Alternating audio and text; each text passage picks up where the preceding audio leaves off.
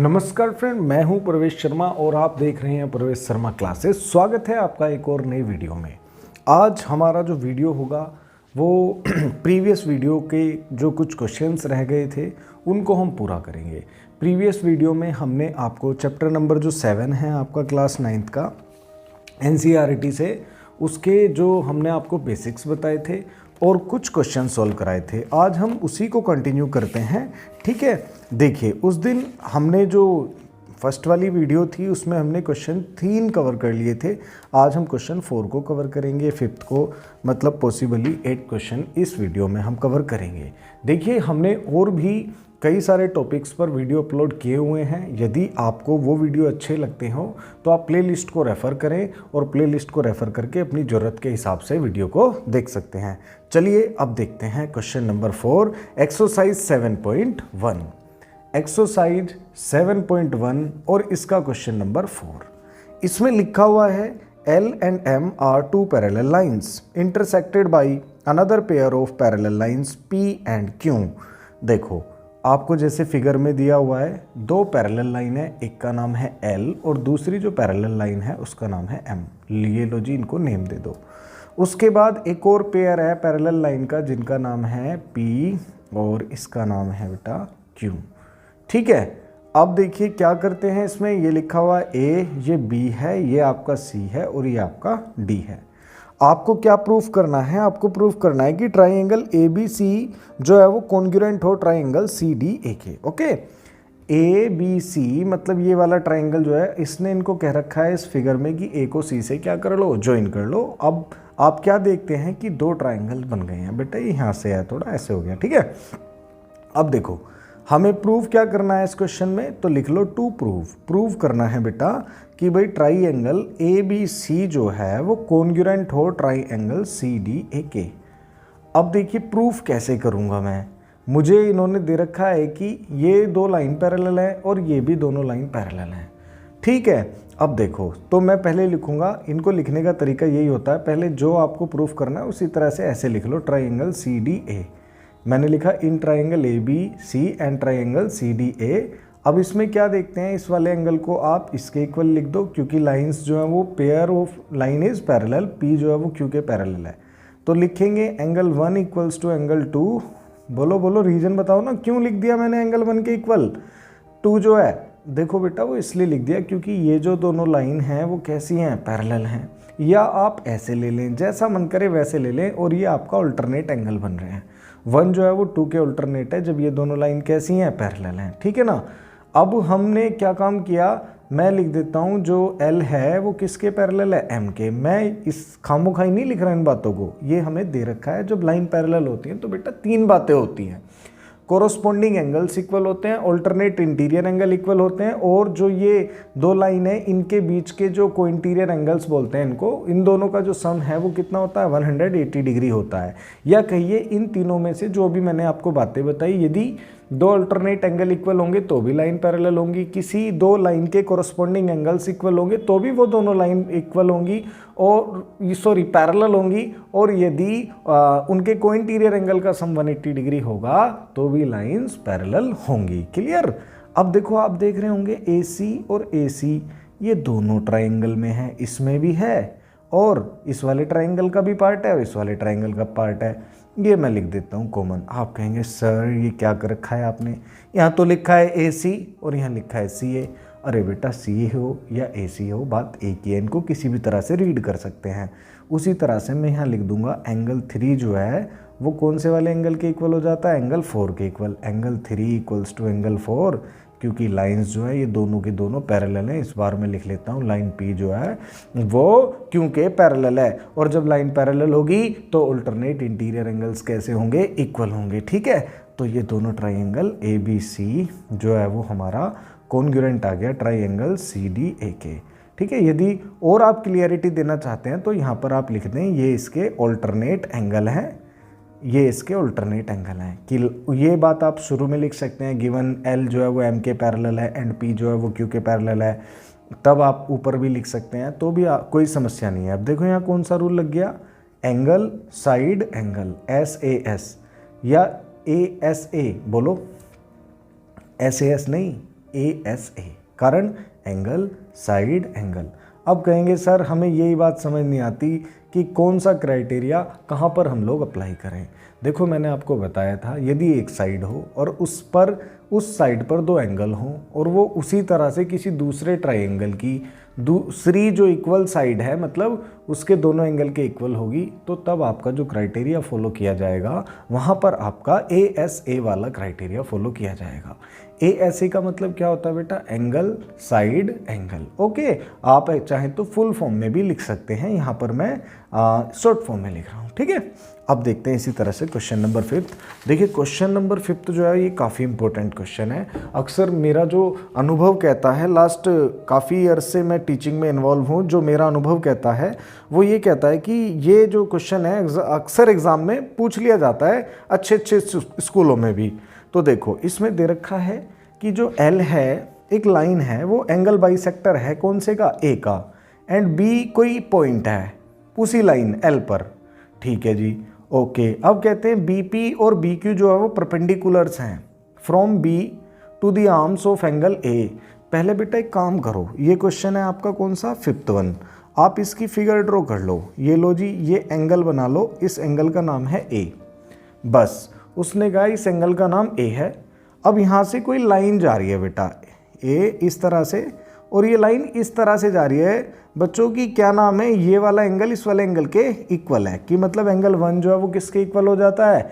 Angle 2 के। उसके बाद कहता है यहाँ पर कोई पॉइंट है B, ये लो जी B पॉइंट हो गया। अब इस पॉइंट से यहाँ पर इस वाली आर्म्स पे परपेंडिकुलर डाल दिया, जिसको इसने बोल रखा है P। अब इससे इस पे परपेंडिकुलर डाल दिया, जिसको इसने बोल रखा है Q, ठीक है।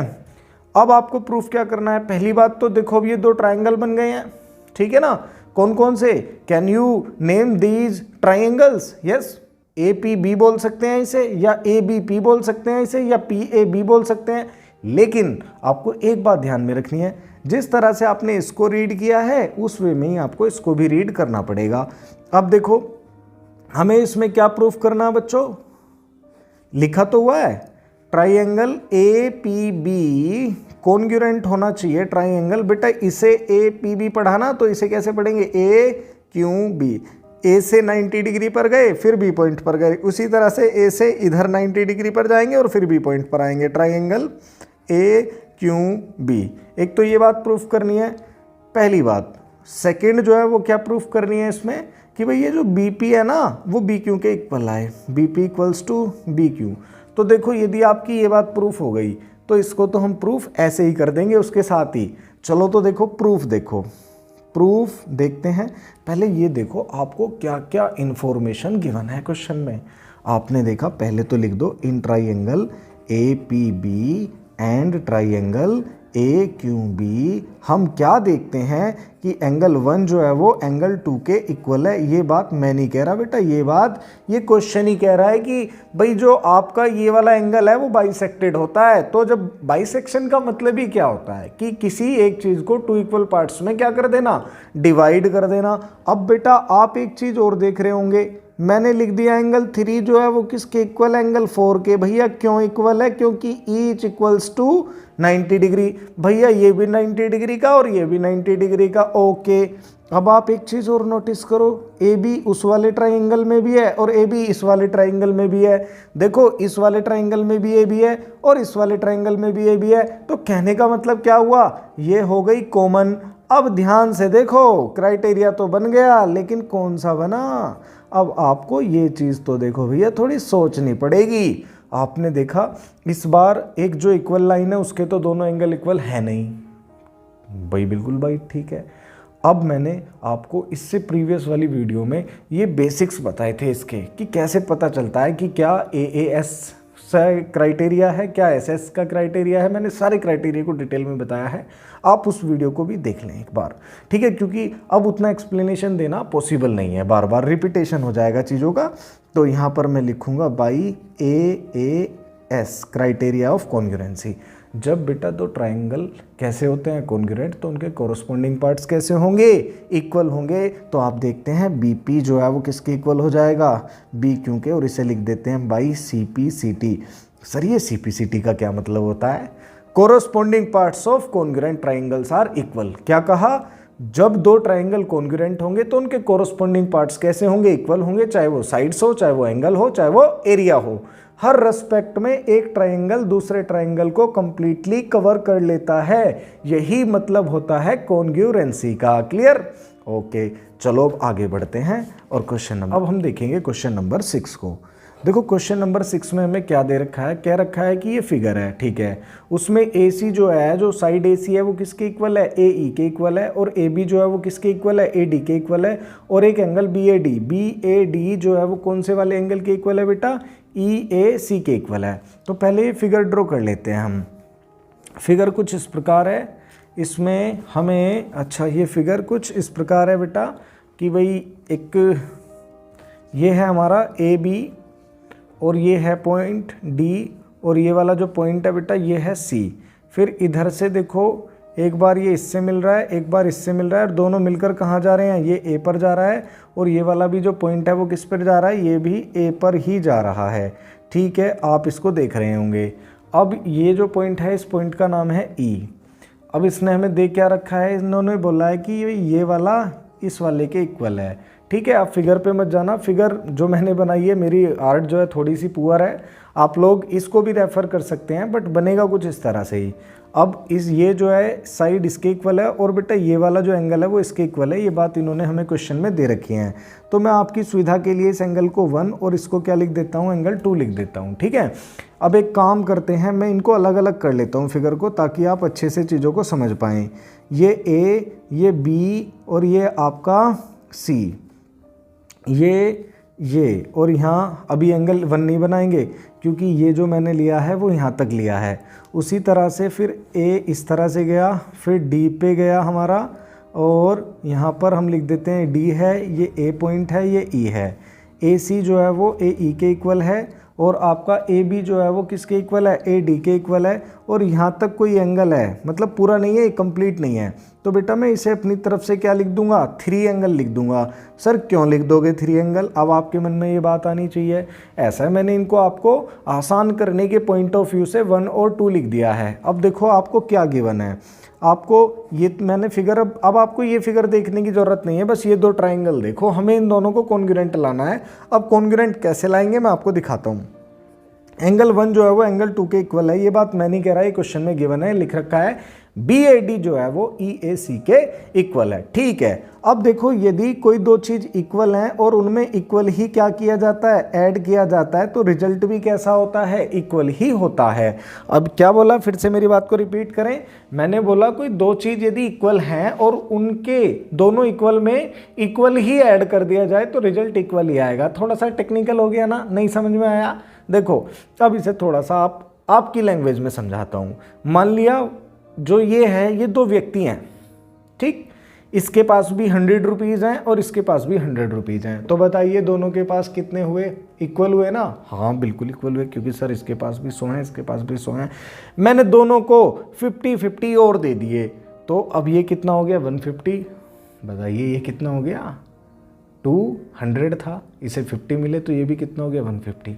तो कहने का मतलब क्या हुआ, कहने का मतलब ये हुआ, यदि कोई 2 चीज़ इक्वल हैं और उनमें इक्वल ही दोनों तरफ ऐड कर दिया जाता है तो जो उनका रिजल्ट आता है वो भी इक्वल होता है। ठीक, ओके, अब आप समझ गए होंगे।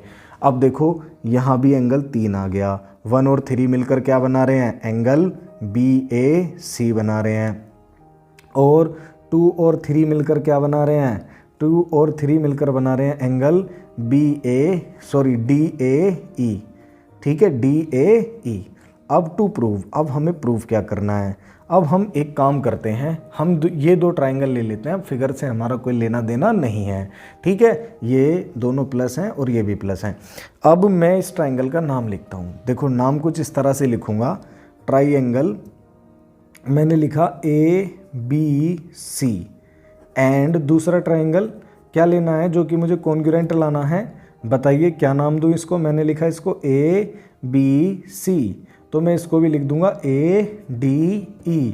सर ऐसे क्यों लिख दिया, हमें थोड़ा समझ में नहीं आया, कन्फ्यूज़न हो रहा है। अभी तो आप कह रहे थे सीक्वेंस में लो, सीक्वेंस में तो है, A से B पर गए, यहाँ देखो इस तरह से है, ऐसी इस तरह से, फिर ओपन एरिया में गए, यहाँ से यहाँ पर, और फिर ओपन एरिया में गए। ओके हाँ सर अब ठीक है। तो देखो AB जो है वो किसके इक्वल है, AD के। बेटा ये बात मैं नहीं कह रहा, ये बात क्वेश्चन में हमें गिवन ही है। उसके बाद एंगल BAC जो है वो किसके इक्वल है, एंगल DAE के। ये बात मैंने अभी अभी आपको प्रूफ करके दिखा दी है इसको, ठीक है ना। इसको लिख दो प्रूव्ड अबव, अभी अभी प्रूफ किए ना, ऊपर किए दोनों बराबर हैं। उसके बाद बेटा AC जो है वो किसके इक्वल है, AE के इक्वल है। ये बात भी हमें क्या है, गिवन है, ठीक है। अब क्या हुआ, ये दोनों ट्राइंगल कैसे हो जाएंगे, कॉन्ग्रुएंट हो जाएंगे। ट्राइंगल ABC जो है वो कॉन्ग्रुएंट हो जाएगा ट्राइंगल ADE के। कौन से रूल से बेटा, एंगल साइड एंगल या साइड एंगल साइड, साइड, हाँ ये साइड है। एंगल के लिए मैंने एंगल का साइन बनाया हुआ है, ये एंगल का साइन है, ठीक है ना। तो साइड एंगल साइड, इसको लिखूंगा मैं SAS क्राइटेरिया ऑफ कॉन्ग्रुएंसी से दोनों ट्राइंगल कैसे आ जाते हैं, कॉन्ग्रुएंट। और जब ट्राइंगल कॉन्ग्रुएंट होते हैं ना बेटा, तो उनके कोरोस्पोंडिंग पार्ट्स भी कैसे होते हैं, कोरोस्पोंडिंग पार्ट्स इक्वल होते हैं। तो इसने हमसे पूछा क्या है, टू प्रूव, ये बात भी तो नहीं पूछी थी, खैर इन्होंने पूछा तो हम तो ये था कि भाई BC जो है वो किसके इक्वल आए, DE के इक्वल आए। ये तो मैंने आपको प्रूफ कराने के लिए, क्योंकि जब तक हम इन दोनों को प्रूव नहीं करेंगे तब तक हमारा ये रिजल्ट नहीं आएगा। इसीलिए मैंने जानबूझकर, ताकि आपको कन्फ्यूजन ना हो, इसलिए मैंने ये बात भी अपनी तरफ से ऐड करा दी कि भाई हमें ये प्रूफ करना है। यदि ये प्रूफ कर देंगे तो ये दोनों साइड ऑटोमेटिकली इक्वल आ जाएंगी। कारण क्या होगा, क्योंकि BC इस वाले ट्राइंगल में है और DE इस वाले ट्राइंगल में है। तो क्या लिखूंगा मैं, BC इक्वल्स टू DE। और इसके लिए मैंने आपको बताया था क्या लिखते हैं, by CPCT corresponding parts of congruent triangles are congruent, ठीक है। चलो अब आगे बढ़ते हैं, क्वेश्चन नंबर 7 करते हैं। देखो बेटा ये भी अच्छा क्वेश्चन है, इंपॉर्टेंट है। सर आप तो सभी क्वेश्चन को इंपॉर्टेंट बता रहे हैं। अरे नहीं, ये भी अच्छा क्वेश्चन है, पेपर में आ जाता है। AB एक लाइन सेगमेंट है and P is it's mid point. तो देखो पहले एक लाइन खींच लो, लाइन सेगमेंट खींच लो जिसका नाम है AB, ओके। P इसका मिड पॉइंट है, यहाँ पर ये मैंने इसको मिड पॉइंट ले लिया है। D एंड E कुछ इस तरह से हैं on the same side of AB। एक पॉइंट है D और एक पॉइंट है E, ये D है बेटा और ये E है, सेम साइड पर ही है, इस तरह से, ऐसे नहीं है अपोजिट है कि एक इधर है एक उधर है। अब क्या कहा गया है, सच दैट कि BAD जो है, BAD जो है मतलब इन तीनों को मिलाने से BAD ये बन गया, ये लो जी BAD। उसके बाद कहता है ABE के इक्वल है, ABE के इक्वल है, कहने का मतलब इसके इक्वल है, ये लो जी। उसके बाद कहता है EPA, E और P और A ये वाला इसके इक्वल एंगल। उसके बाद BPD, DPB, D से P और B ये इसके इक्वल है। कहने का मतलब क्या हुआ, कहने का मतलब ये हुआ कि ये वाला एंगल इस वाले एंगल के इक्वल है एंड ये वाला जो एंगल है वो इस वाले एंगल के इक्वल है। ये बात इन्होंने हमें दे रखी है इस क्वेश्चन में। और हमसे जो प्रूफ कराने के लिए पूछा गया है, देखो वो क्या पूछा गया है, टू प्रूव, हमें प्रूव क्या करना है इस क्वेश्चन में। देखिए पहले लिखा हुआ है ट्राइंगल DAP कॉन्ग्रुएंट हो ट्राइंगल EBP के, ओके हाँ जी। एंड ये तो पहली बात है। एक दूसरी बात भी दे रखी है, उसने कहा AD जो है वो किसके इक्वल हो, BE के इक्वल हो, ओके। अब देखो हमें क्या क्या दे रखा है, मैं इसको बेटा 1 मान ले रहा हूँ, इसको 2 मान ले रहा हूँ, इसको 3 मान ले रहा हूँ, इसको 4 मान ले रहा हूँ, ठीक। अब देखो, अब ध्यान से, एक ट्राइंगल तो बेटा हमारा ये वाला बन रहा है, ये लो जी, और एक ट्राइंगल हमारा ये वाला बन रहा है, ये लो जी। अब इसमें हमें दे रखा है, गिवन क्या किया हुआ है बेटा, गिवन किया हुआ है एंगल 1 जो है वो एंगल 2 के इक्वल है एंड एंगल 3 जो है वो एंगल 4 के इक्वल है। बस ये बात दे रखी है। अब हमें इसमें भी बिल्कुल इस क्वेश्चन की तरह ही करना है। यहाँ पर मैं अपनी तरफ से क्या लिख देता हूँ, 5 लिख देता हूँ, क्योंकि इस एंगल का, इस ट्राइंगल का एंगल तभी पूरा होगा जब ये यहाँ से भी गुजर के जाएगा, ये दोनों प्लस होंगे। तो देखो अब जो गिवन कर रखा था वो 3 और 4 इक्वल है। अब मैं इसे अलग वे में करके दिखाऊंगा आपको। यहाँ लिख दो प्रूफ। अब इनकी बात को मैं प्रूफ करता हूँ। इन्होंने कहा ये प्रूफ करके दिखाओ, तो देखो मैं इसको प्रूफ करूँगा। लिख दो in triangle DAP and triangle EBP। अब ये हो गया। अब हम इसमें क्या करेंगे, अब थोड़ा सा ध्यान देने वाली बात है कि हम इसमें क्या करेंगे। अब एंगल 1 इक्वल है एंगल 2 के, ये बात इसमें गिवन है, ठीक है। और दूसरी बात जो है वो कह रखा है ए पी जो है वो किसके इक्वल है, बी पी के, कारण because P is the mid point. P कैसा पॉइंट है बेटा, मिड पॉइंट है। अब आप देखते रहना इसको, मैं क्वेश्चन आपको सॉल्व कराने वाला हूँ। अब मैं क्या लिख दूंगा, एंगल ए पी डी जो है वो किसके इक्वल लिख दूंगा, एंगल बी पी डी के, बी पी ई के इक्वल लिख दूंगा। अरे ये क्या कर दिया सर आपने, अब देखो इसको मैं यहाँ प्रूफ करता हूँ, क्योंकि एंगल 3 जो है वो इक्वल है एंगल 4 के। आपने कहा ठीक है, तो अब मैं क्या करूँगा, इधर भी एंगल 5 ऐड कर दूंगा और इधर भी एंगल 5 ऐड कर दूंगा। तो देखो 3 और 5 मिलकर क्या बना रहे हैं, एंगल ए पी डी बना रहे हैं ना। हाँ, तो सर ये 5 ऐड क्यों कर दिया आपने, ये समझ नहीं आया। ये तभी पूरा होगा ना, देखो ट्राइंगल तो इसने हमसे ये वाला पूछा है, एंगल ये यहीं तक है, तो मैंने इसमें ये वाला अपनी तरफ से क्या कर दिया, ऐड कर दिया। ठीक है, इधर भी, अब देखो ये इधर भी ऐड हो गया 5 और इधर वाले में भी। अब कॉमन नहीं है ये, आप सोचने लगो कॉमन किया, अरे नहीं, देखो ये ट्राइंगल यहाँ है, ये ट्राइंगल बेटा कुछ ऐसे बन रहा है। ये लो मैं आपको अलग बना के दिखा देता हूँ। ये लीजिए ए और फिर पी और ये डी, यहाँ पर ये एंगल इसके इक्वल है, ये मिड पॉइंट है, तो ये बराबर होगी दूसरे वाले ट्राइंगल की। लेकिन ये जो एंगल है वो यहाँ तक ही बन रहा है, लेकिन हमें ये एंगल पूरा बनाना है, तो पूरा कैसे करना पड़ेगा, यहाँ भी कुछ जोड़ना पड़ेगा। तो मैंने यहाँ पर एंगल 5 जोड़ लिया। इन द सेम मैनर, बिल्कुल ऐसे ही मैंने क्या काम किया है, ये ई है, ये पी है, ये बी है, ये वाला एंगल इस वाले एंगल के इक्वल दे रखा है आपको, ये साइड इसके इक्वल है, लेकिन ये भी यहाँ तक ही इक्वल है। अब मुझे क्या करना पड़ा, ये जो 5 है इधर भी आ रहा था उधर भी, तो मैंने दोनों तरफ ऐड कर दिया। दोनों तरफ ऐड करने के बाद क्या हुआ, इसको पढ़ता हूँ तो ए पी डी बैठता है और इसको पढ़ता हूँ तो पी बी पी ई बैठता है। अब जब इक्वल्स में ऐड कर देते हैं तो रिजल्ट भी क्या आएगा, इक्वल। तो बेटा ये दोनों ट्राइंगल कैसे हो गए, triangle D A P congruent हो गया है ट्राइंगल किसके, ई बी पी के। बताइए कौन सा क्राइटेरिया लगा है, angle side angle, A S A criteria of congruency से ये प्रूफ हो गया है। अब जब ये दोनों ट्राइंगल कॉन्ग्रुएंट हैं तो आप देखो एडी कहाँ है, इस ट्राइंगल में है कहीं एडी, ये रहा। एडी किसके इक्वल हो गया बेटा, बी ई के इक्वल हो गया। यही बात हमें प्रूफ करनी थी, इसी को लिख दूंगा मैं by C P C T hence proved. यही हमें क्या करना था, प्रूफ करना था। ये लो जी आपका क्वेश्चन नंबर 7 भी इस तरह से कंप्लीट हो गया है। अब हम करते हैं क्वेश्चन नंबर 8 और इस एक्सरसाइज का ये लास्ट क्वेश्चन है। हाँ जी, ये थोड़ा सा लेंदी क्वेश्चन है, सभी बच्चे बड़े ध्यान से इस क्वेश्चन को देखेंगे क्योंकि ये काफ़ी लेंदी क्वेश्चन है। इसमें 4 बातें हमें प्रूफ करनी है। कहा कि ABC एक राइट एंगल ट्राइंगल है। ये लो जी, पहले ABC एक राइट एंगल ट्राइंगल मैं बना लेता हूँ जिस पर C पर राइट एंगल है। ABC एक राइट एंगल्ड ट्राइंगल है जिसमें एंगल जो है C वो 90 डिग्री का है। ये आपका B पॉइंट है, ये आपका A पॉइंट है। क्लियर। अब क्या कहा, ये बात पढ़ ली। M कहता है मिड पॉइंट है हाइपोटेनियस AB का। बेटा हाइपोटेनियस कौन सी है इसमें जरा बताना। मैंने बताया था आपको 90 डिग्री के सही सामने वाली जो साइड होती है उसी को हम क्या बोलते हैं, हाइपोटेनियस बोलते हैं। आपने कहा जी सर ये तो है बात। तो अब जो है M इस पे मिड पॉइंट है। मिड पॉइंट क्या काम करता है, मिड पॉइंट ये काम करता है वो जहाँ भी होता है, मतलब ये इधर से भी इक्वल है इधर से भी, तो कहने का मतलब ये हुआ AM इक्वल्स टू BM, या ऐसे कह लीजिए MA equals to MB। Clear है। अब क्या कहते हैं आगे की बात सुनो। कहता है C is joint to M। ये जो M है इसको C से ज्वाइन कर दो। जो ये कहते जा रहा है मैं करते जा रहा हूँ। अब इसने कहा इसको प्रोड्यूस्ड कर दो D पॉइंट तक। यही वाली जो है, यही जो CM है इसको प्रोड्यूस्ड कर दो D पॉइंट तक, और इस तरह से करो कि जितना CM हो उतना ही DM हो, मतलब M इसका भी कैसा पॉइंट हो, मिड पॉइंट हो। आपने कहा अरे वाह ये तो ठीक है, ये भी कर दिया। अब कहता है point D joined by B। अब पॉइंट D को इससे क्या कर लो, मिला लो। मैंने मिला दिया। अब पहली बात आपसे क्या पूछी गई है, टू प्रूव। तो देखो मैं इसे 1 बाई 1 करके आपको प्रूफ कराऊंगा। तो पहली बात प्रूफ कराता हूँ। इसमें लिखा हुआ है कि हमें प्रूफ करना है ट्राइंगल कौन सा बेटा, ट्राइंगल नाम है इसका AMC कॉन्ग्रुएंट होना चाहिए ट्राइंगल BMD के। क्लियर। ये बात प्रूफ करनी है।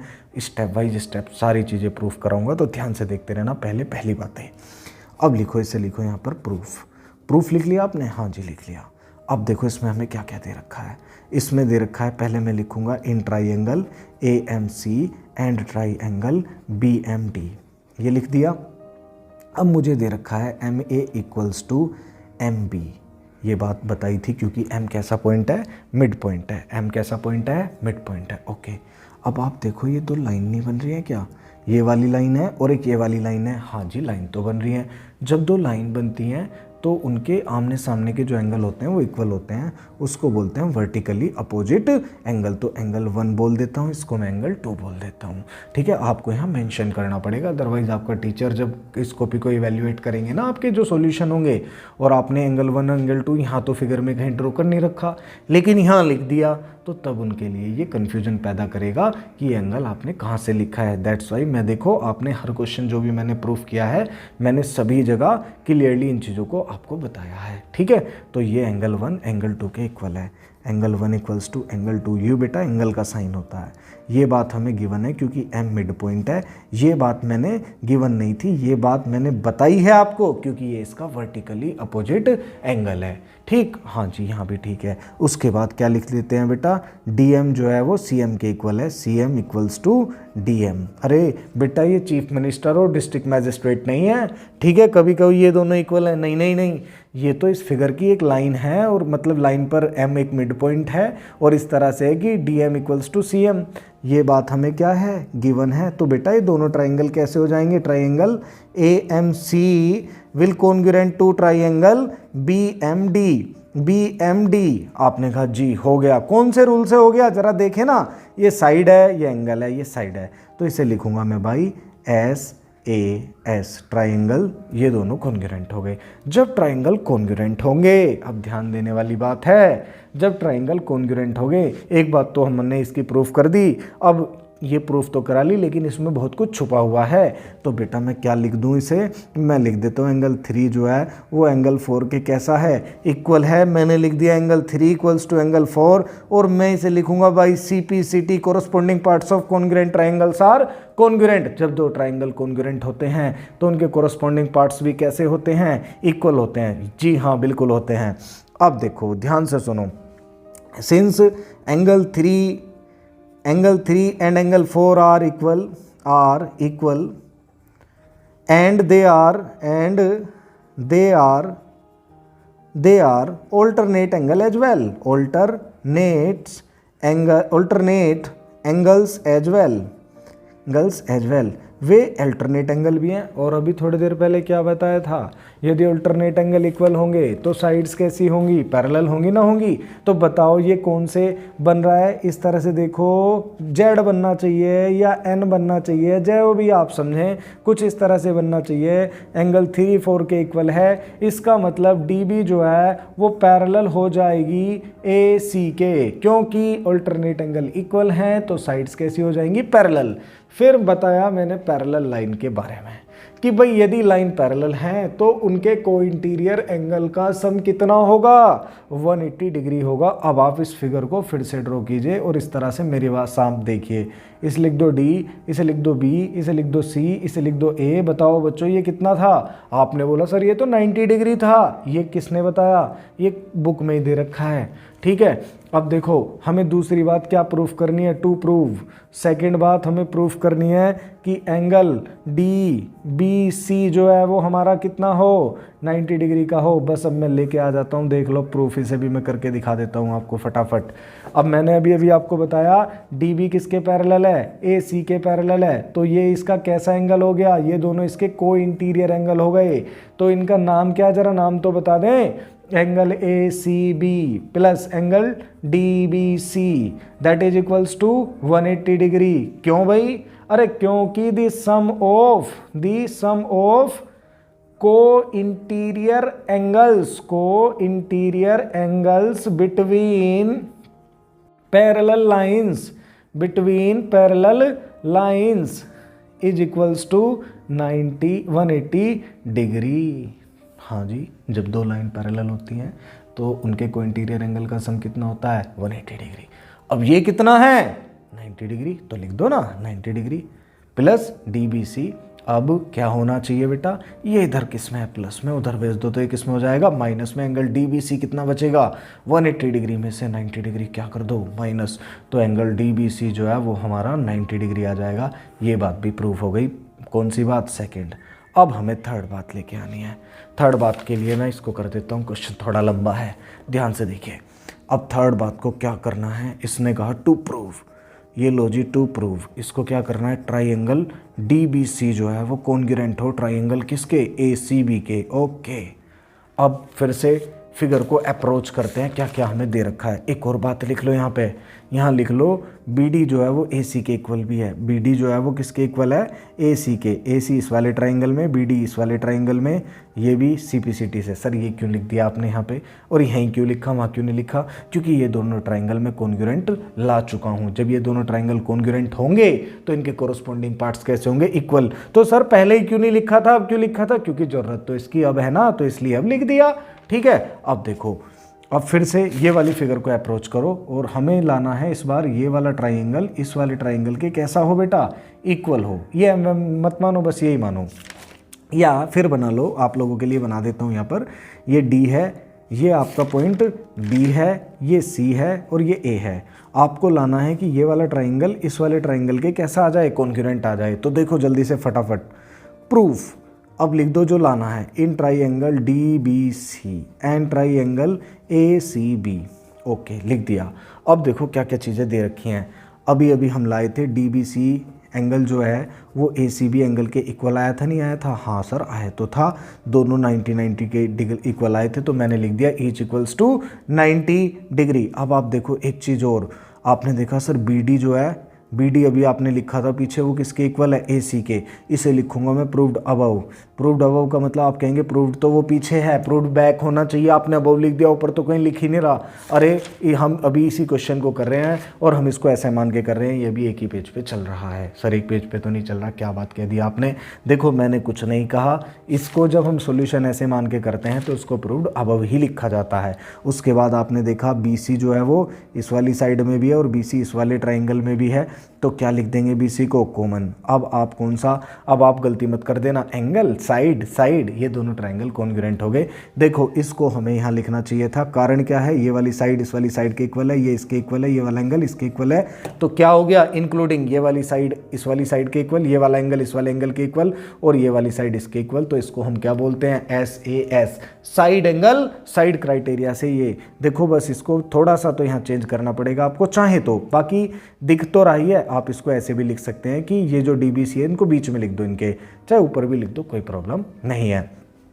तो लिखेंगे triangle DBC now congruent to triangle ACB। Congruency का साइन ये है, सिमिलर और इक्वल्स टू ट्राइंगल ACB। कौन से रूल से हो गया बेटा, ये SAS, क्राइटेरिया ऑफ कॉन्ग्रुएंसी। जब दो ट्राइंगल कॉन्ग्रुएंट होंगे तो what can you say about, आप इनके बारे में क्या कहेंगे, आप कहेंगे कि इनके कोरोस्पोंडिंग पार्ट्स इक्वल होंगे।